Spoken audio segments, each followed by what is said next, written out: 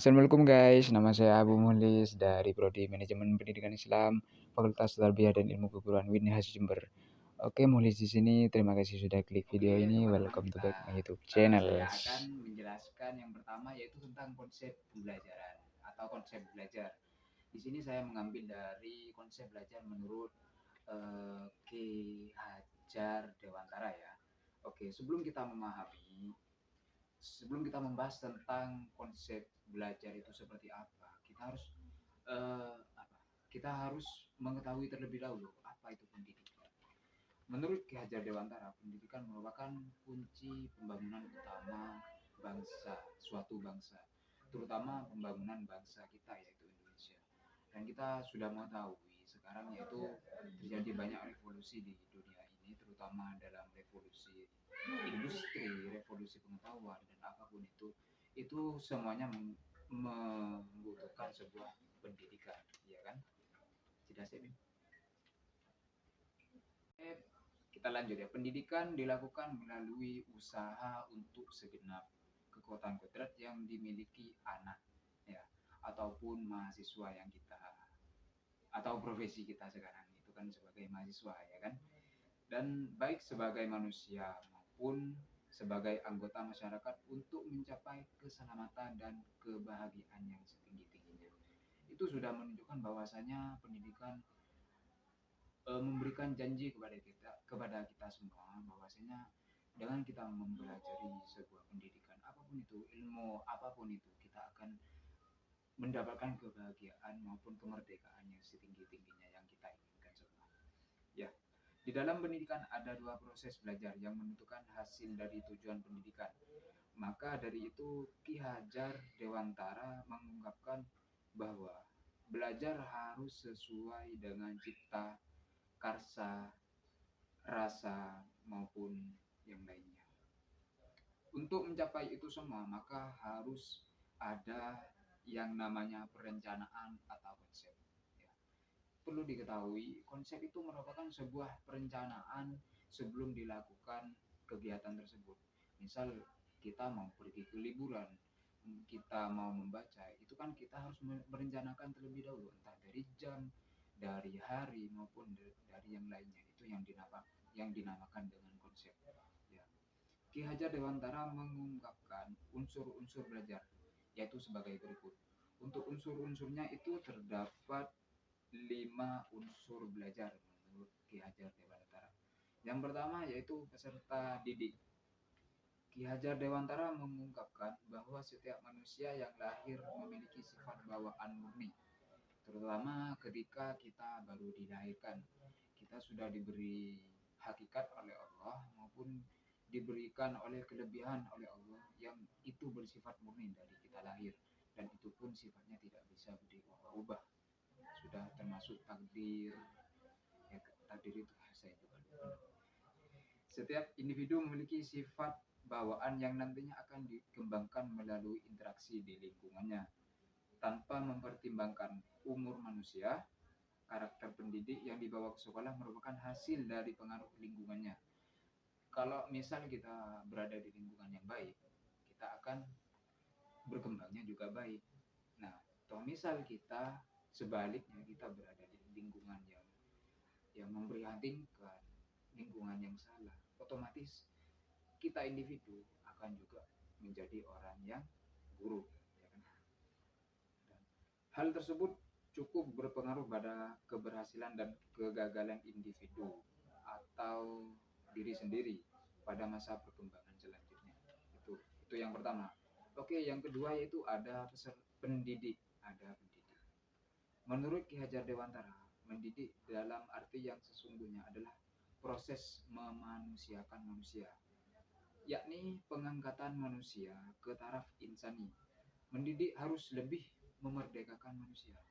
Kenapa kok dibilang begitu? Karena kita sudah tahu semua guru maupun semua dosen yang ada di seluruh universitas ingin pasti mempunyai niat akan mencerdaskan kehidupan bangsa, ya kan? Akan ingin melihat sebuah anak didiknya menjadi orang yang sukses, menjadi orang yang berhasil. Itu pasti sudah ada pada tujuan guru-guru semua yang ada di Indonesia. Ki Hajar Dewantara memberikan beberapa pedoman dalam menciptakan kultur positif seorang pendidik. Di antaranya Tut Wuri Handayani yang dimaknai dari belakang seorang guru harus bisa memberikan dorongan dan arahan. Implementasinya seperti apa? Ketika kita melakukan belajar di suatu kelas, guru akan memberikan sebuah motivasi, akan memberikan sebuah cahaya rohani buat kita supaya kita bisa belajar maupun semangat dalam menjalankan pembelajaran tersebut. Yang kedua yaitu ada Ing Madya Mangunkerso. Guru harus menciptakan prakarsa dan ide. Tentunya guru sudah mempunyai ide-ide tertentu untuk bisa membuat peserta didiknya agar lebih menjalani belajar yang efisien. Itu harapannya guru. Yang ketiga yaitu ada Ingarso Sungkolodo.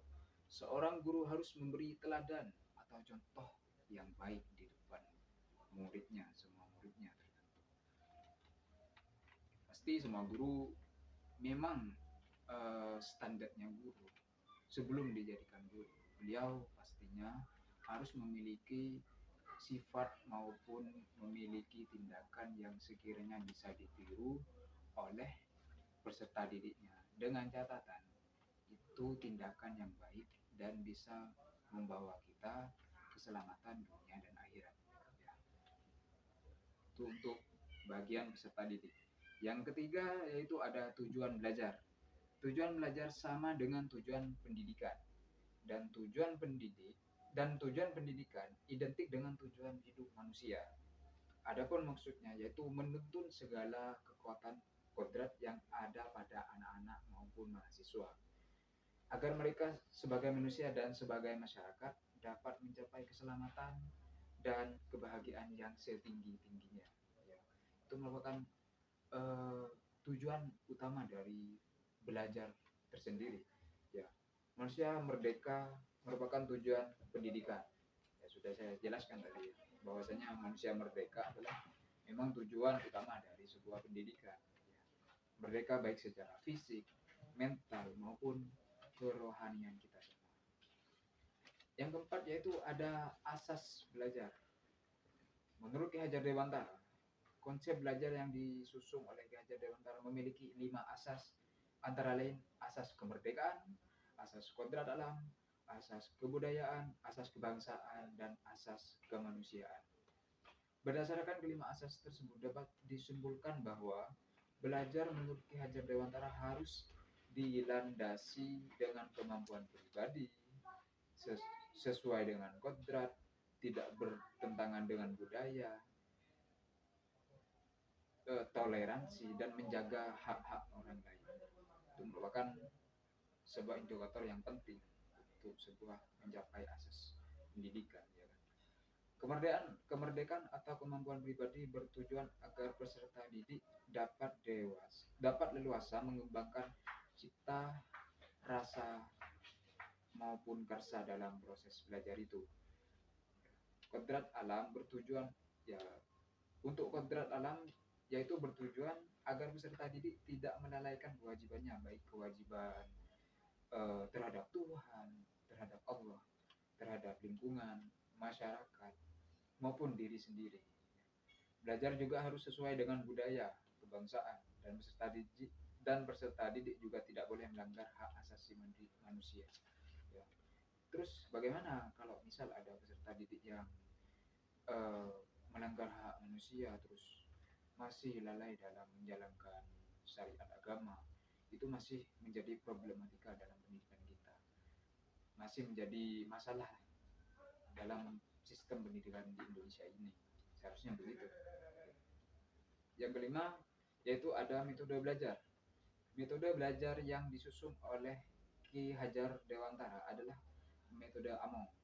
Among memiliki makna menjaga keberlangsungan hidup batin peserta didik dengan mendampingi dan mengarahkannya.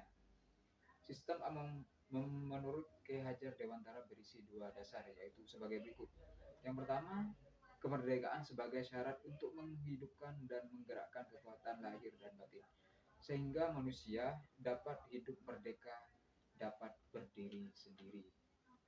Ya, yang kedua yaitu ada kodrat alam. Sistem amun itu ada dua. Yang kedua yaitu ada kodrat alam sebagai syarat untuk menghidupkan dan mencapai kemajuan dengan secepat-cepatnya dan sebaik-baiknya. Untuk mencapai kemajuan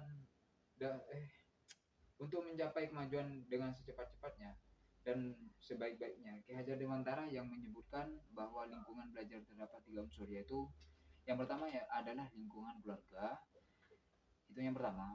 Untuk yang kedua ya adalah ada lingkungan sekolah, dan yang ketiga yaitu lingkungan masyarakat. Menurut Ki Hajar Dewantara, keluarga merupakan pusat belajar pertama dan utama karena keluarga merupakan tempat belajar dasar-dasar sikap keterampilan dasar tentang agama, kemudian disusul lingkungan, kemudian tentang tata cara beretika kepada orang lain. Dan ini pun sudah kita lewati waktu semester awal dulu, pada waktu matkul pendidikan ilmu pendidikan itu kan sudah dijelaskan sama Pak dosen, kalau nggak salah namanya Pak Ino Rafiq ya. Kemudian disusul lingkungan sekolah yang memberikan pengetahuan tentang sains, pengetahuan umum, serta lingkungan masyarakat yang mempunyai nilai-nilai sosial budaya dan peraturan yang dijunjung tinggi itu. Terus apa yang lebih yang lebih penting dari itu? Apakah lingkungan keluarga, sekolah maupun masyarakat itu bisa dikatakan semuanya sangat berperan bagi pembentukan sebuah anak bangsa, apalagi anak-anak bangsa terbaik Indonesia. Itu sangat itu sangat dibutuhkan, dan itu pun sangat penting karena dari tiga faktor tersebut itu sama-sama memberikan sebuah hal atau energi positif kepada anak bangsa.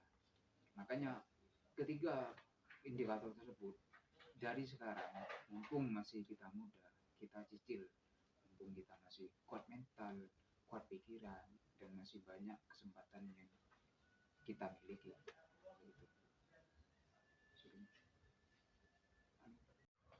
Oke, yang kedua yaitu kita melanjutkan tentang hakikat belajar.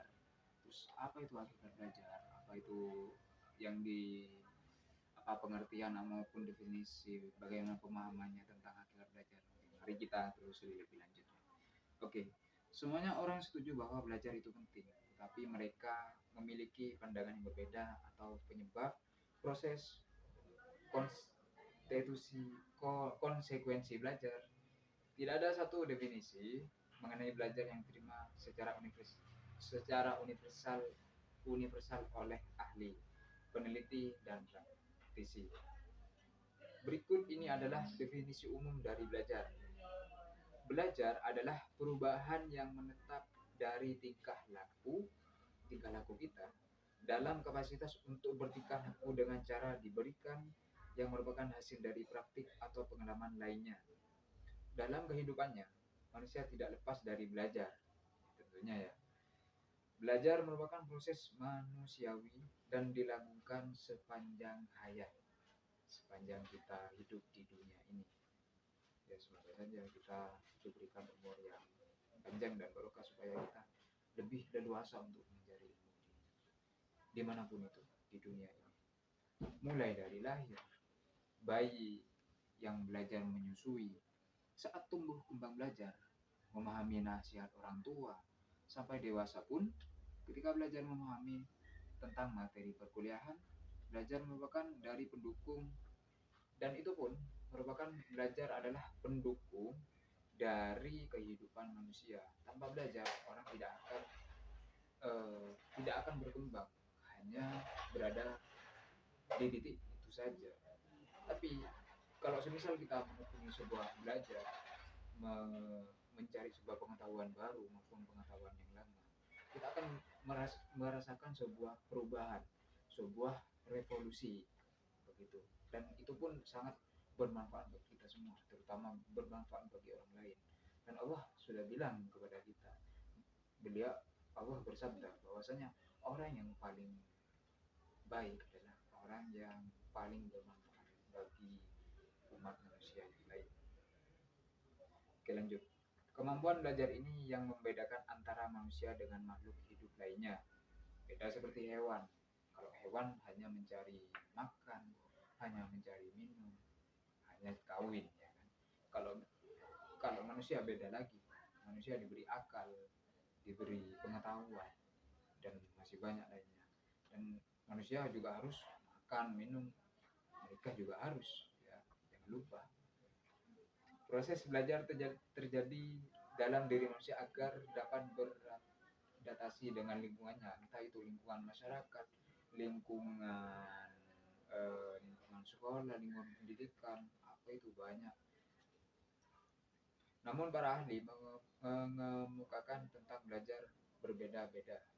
Antara lain yang pertama, belajar menurut Robert M. Gagne, penulis buku klasik Principles of Instructional Design, dapat diartikan sebagai sebuah proses alami yang membawa belajar adalah sebuah proses alami yang membawa perubahan pada yang kita ketahui, apa yang bisa kita lakukan, dan bagaimana kita berperilaku. Itu menurut Robert M. Gagne.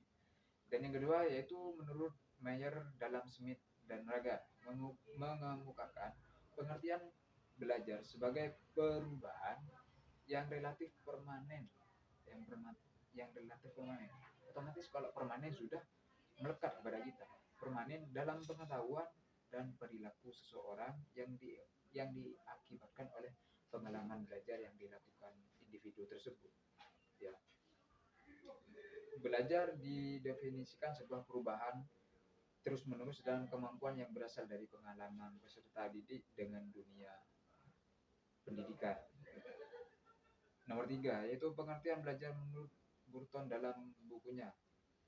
Seperti yang dikutip Anur Rahman, adalah perubahan tingkah laku yang terjadi.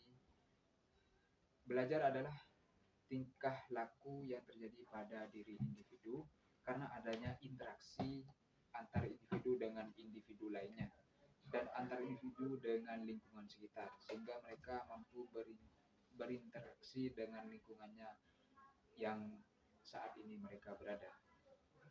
Yang keempat itu belajar menurut Whit Remington dalam buku edukasional psikologi, mengemukakan belajar adalah sebuah perubahan di dalam kepribadian yang menyatakan diri sebagai suatu pola baru dari reaksi berupa kecakapan, sikap, kebiasaan, kepribadian, atau pengertian. Dan ini masih banyak, masih ada menurut Green, belajar adalah sebagai proses perubahan tingkah laku yang relatif permanen, dan perubahan tersebut disebabkan adanya interaksi individu yang bersangkutan dengan lingkungannya. Yang keenam yaitu menurut James O. Whittaker. Menurut beliau, belajar adalah proses di mana tingkah laku ditimbulkan atau diubah melalui latihan atau pengalaman. Dan kita bisa merasakan itu sekarang yang kita rasakan juga dengan belajar yang memang kita banyak mempunyai pengalaman, banyak menemukan hal-hal baru di lingkungan sekitar, dan juga banyak bermanfaat bagi kita semua. Yang ketujuh yaitu menurut Kronbach, belajar adalah ditunjukkan oleh perubahan dalam tingkah laku sebagai hasil pengalaman. Hampir sama persis dari definisi nomor 6 tadi, yaitu James O. Whittaker. Yang kedelapan yaitu belajar menurut Howard. Belajar adalah proses yang dengannya tingkah laku dalam arti yang luas ditimbulkan atau diubah melalui praktik dan latihan. Selanjutnya, Gagna and Briggs 2008 pada tahun 2008 menjelaskan belajar adalah hasil pasangan stimulus dan respon yang kemudian diadakan penguatan kembali yang terus-menerus. Berdasarkan pengertian belajar dari tokoh-tokoh di atas dapat disimpulkan bahwa belajar adalah usaha yang dilakukan oleh individu secara sengaja maupun tidak. Itu ya teman-teman. Melalui latihan, entah melalui pengalaman yang menyangkut aspek kognitif, afektif maupun psikomotorik dan melibatkan interaksi antar individu dengan individu maupun individu dengan lingkungan dalam mencapai tujuan tertentu, sehingga mengakibatkan terjadinya perubahan tingkah laku secara permanen yang dapat meningkatkan kualitas kita sendiri dari individu tersebut. Terima kasih. Oke, kita lanjut, yaitu tentang teori-teori belajar. Adapun dalam pembelajaran juga mempunyai sebuah teori-teori belajar. Di antaranya yaitu behavioristik, kognitivisme, dan yang terakhir, yang ketiga yaitu konstruktivisme. Oke, saya akan langsung melanjutkan yaitu definisi tentang teori behavioristik. Teori behavioristik adalah sebuah teori yang dicetuskan oleh Gagner dan Berlin tentang perubahan tingkah laku sebagai hasil pengalaman. Teori ini lalu berkembang menjadi aliran psikologi belajar yang berpengaruh terhadap arah pengembangan teori dan praktik pendidikan dan pembelajaran yang dikenal sebagai aliran behavioristik. Yang kedua yaitu ada teori kognitivisme. Teori belajar kognitif mulai berkembang pada abad terakhir sebagai protes terhadap teori perilaku yang telah berkembang sebelumnya. Model kognitif ini memiliki perspektif bahwa peserta didik memproses informasi dan pelajaran melalui upaya mengorganisir, menyimpan, dan kemudian menemukan hubungan antara pengetahuan yang baru dengan pengetahuan yang telah ada maupun lama. Yang ketiga yaitu ada teori konstruktivisme. Konstruksi berarti mempunyai arti yaitu sama halnya dengan membangun. Ya, seperti kita ketahui sekarang sudah ada pembangunan terbaru di WIN di sampingnya Bu A. Itu sekarang masih pada tahap konstruksi atau rencana. Ya. Dalam konteks filsafat pendidikan dapat diartikan konstruktivisme adalah sesuatu upaya membangun tata suasana hidup yang berbudaya modern. Konstruktivisme merupakan landaskan berpikir filosofi, pembelajaran kontekstual yaitu pengetahuan dibangun oleh manusia sedikit demi sedikit, lama-lama jadi bukit, yang hasilnya diperluas melalui konteks yang terbatas, tidak sekonyong-konyong. Oke. Setelah tadi kita membicarakan tentang hakikat belajar, kita lanjut yaitu mengetahui atau kita kaji tentang yaitu jenis-jenis belajar. Jenis-jenis belajar setidaknya ada 8 jenis belajar, yaitu yang pertama belajar rasional, yaitu belajar menggunakan kemampuan berpikir sesuai dengan akal sehat, logis, rasional untuk memecahkan sebuah masalah yang kita alami. Yang kedua yaitu belajar abstrak, yaitu proses belajar menggunakan berbagai cara berpikir abstrak untuk memecahkan masalah yang tidak nyata atau yang tidak nyata seperti masalah di luar pikiran kita ataupun yang lainnya. Yang ketiga yaitu belajar keterampilan, yaitu proses belajar menggunakan kemampuan gerak motorik dengan otot, urat saraf untuk menyesuaikan keterampilan jasmaniah tertentu, seperti kita waktu berolahraga, kita menekuni sebuah olahraga bola voli, futsal, bulu tangkis maupun lain sebagainya. Yang keempat yaitu belajar sosial, yaitu proses belajar memahami berbagai masalah dan cara menyelesaikan masalah tersebut. Misalnya masalah keluarga, masalah pertemanan, maupun masalah yang berhubungan dengan masyarakat sekitar. Itu kita harus bisa memecahkan seperti itu sebagai generasi penerus bangsa. Yang kelima yaitu belajar kebiasaan, yaitu proses pembentukan atau perbaikan kebiasaan dari arah yang baik menuju arah yang dari arah yang lebih baik agar individu memiliki sikap dan kebiasaan yang lebih positif dengan kebutuhan kontekstual. Yang keenam yaitu ada belajar pemecahan masalah. Yaitu belajar berpikir simetris, teratur, teliti, atau menggunakan metode ilmiah dalam menyelesaikan masalah tersebut. Yang ketujuh ada belajar apresiasi, yaitu belajar kemampuan untuk mempertimbangkan arti atau nilai suatu objek sebagai individu yang dapat menghargai berbagai objek tertentu.